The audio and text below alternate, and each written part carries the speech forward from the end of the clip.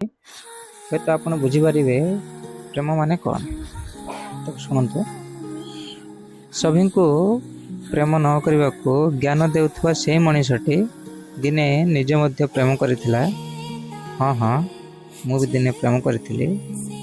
ହାତରେ ଗୋଟିଏ ଗୋଲାପ ଧରି କାହାର ଆସିବା ବାଟକୁ ନୀରବ ଆଶାରେ ଚାହିଁ ରହିଥିଲି।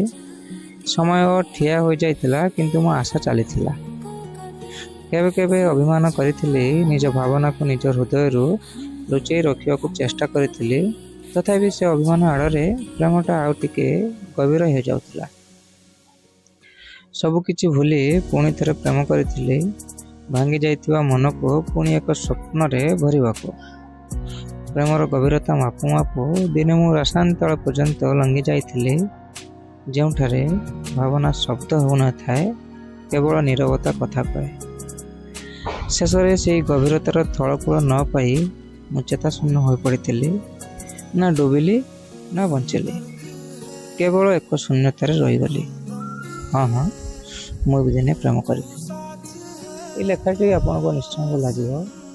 ଯଦି ଆପଣଙ୍କୁ ଭଲ ଲାଗେ ତେବେ ଗୋଟେ ଲାଇକ୍ ଆଉ ଗୋଟେ କମେଣ୍ଟସ୍।